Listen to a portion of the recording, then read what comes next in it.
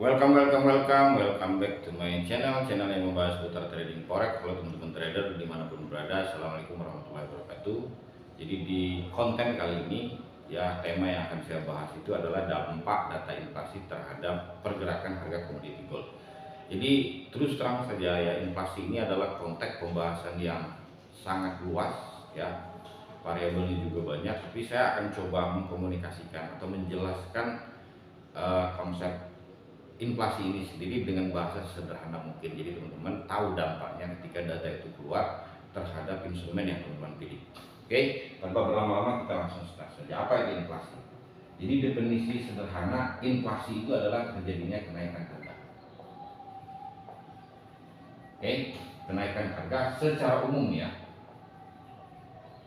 Maksudnya ketika ada satu barang mengalami kenaikan dan berdampak terhadap barang yang lain secara umum, maka itu kita sebut dengan inflasi. Nah, kenaikan harga secara umum ini bisa terjadi terhadap barang ya maupun jasa. Nah, jasa di sini terutama ya jasa distribusi yang erat kaitannya dengan transportasi. Jadi kesimpulannya begini ya, ketika ada satu dua barang saja mengalami kenaikan ya tidak serta-merta kita menyebutnya inflasi.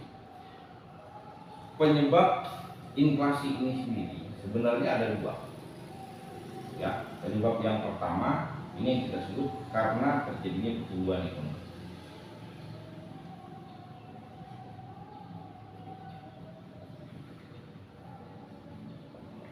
Oke, misal pendapatan saya rata-rata 5 juta per bulan ya. Ketika pendapatan saya meningkat menjadi 7,5 juta, biasanya permintaan saya terhadap barang dan jasa itu kan meningkat ya. Jadi pertumbuhan ekonomi, inflasi ini diasosiasikan dengan meningkatnya permintaan ya.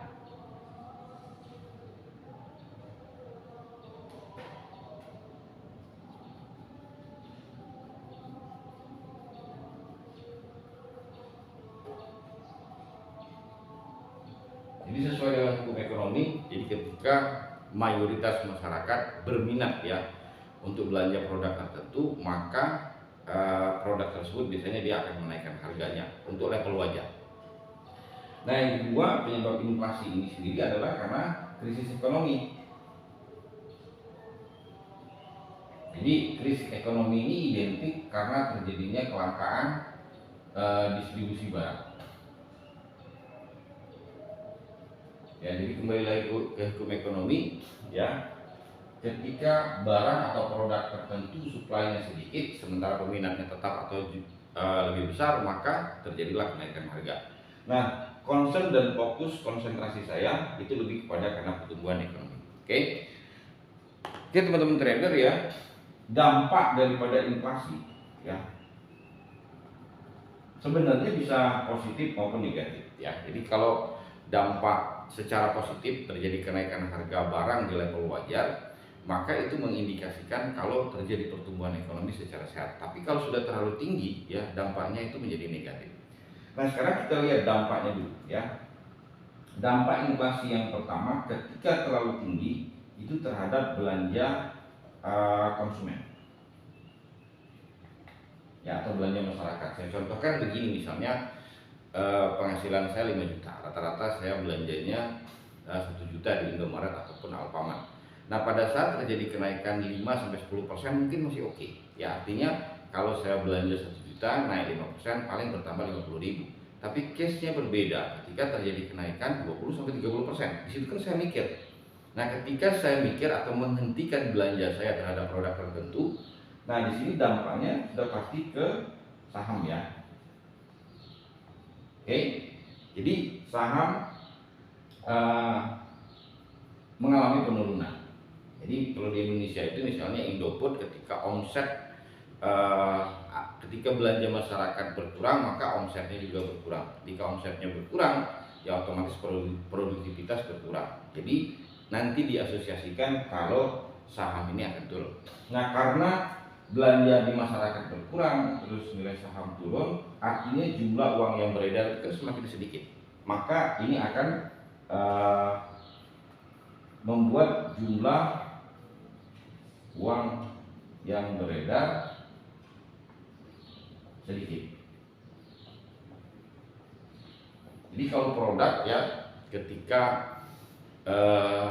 supply-nya sedikit sementara jumlah pembelinya tetap atau bertambah, maka terjadi kenaikan harga. Nah, tapi kalau di uang ketika supply-nya sedikit, maka terjadilah penguatan ya.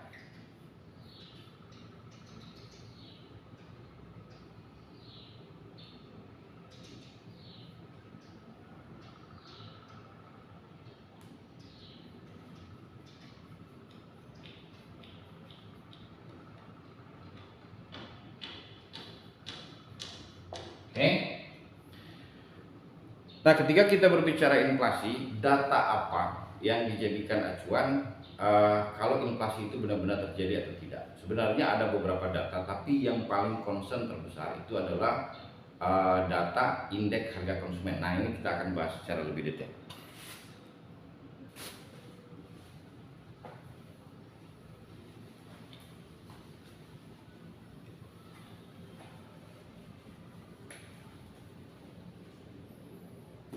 Jadi data yang dijadikan acuan ya, data inflasi itu ada dua yang paling sering dipakai ya, tapi yang paling besar dampaknya itu adalah yang pertama ini. Ini dinamakan dengan Consumer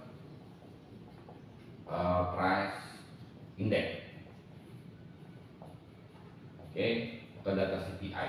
Nah, kalau bahasa Indonesianya ini yang kita sebut dengan indeks harga konsumen. Oke, jadi ketika nilai rata-rata belanja konsumen itu meningkat, maka terjadi inflasi ya. Saya ulangi sekali lagi ya. Misalnya ini 0, ini 1 ya. Ini minus 1. Ketika terjadi peningkatan, ini nanti namanya inflasi. Ya, ini identik, dia akan menguatkan mata uang ya. Tapi ketika terjadi penurunan, ini yang dinamakan dengan kontraksi ya. Di sini dia akan melemahkan mata uang. Oke, ini data yang pertama ya. Nah, data yang kedua yang dijadikan acuan itu adalah Producer Price Index ya, atau data PPI ya. Nah, kalau bahasa Indonesianya indeks harga produksi. Oke, jadi dua data ini dampaknya begitu besar karena dua data ini yang akan menjadi acuan FOMC di dalam membuat kebijakan moneternya. Jadi saya contohkan kemarin ya, keluar data CPI ya.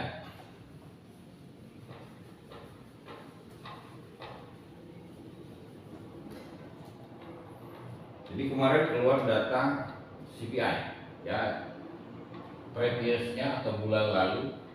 Nah, ini 0,0%, ya, forecast-nya 0,1%, tapi aktualnya ya ini keluar minus 0,1%. Artinya apa? Ini terjadi kontraksi atau terjadi penurunan. Nah, data ini ya akan melemahkan US dollar. So kalau begitu, apa dampaknya terhadap instrumen yang kita pilih, terutama commodity gold? Jadi ketika teman-teman transaksinya XAU yang dipasangkan dengan US dollar ya, ketika US dollar mengalami pelemahan, maka terjadi kenaikan harga gold. Jadi harga gold jadi naik. Oke, teman-teman, saya kira itu sharing singkat saya yang berhubungan dengan dampak data inflasi terhadap commodity gold. Semoga ada manfaatnya. Thank you. Assalamualaikum warahmatullahi wabarakatuh.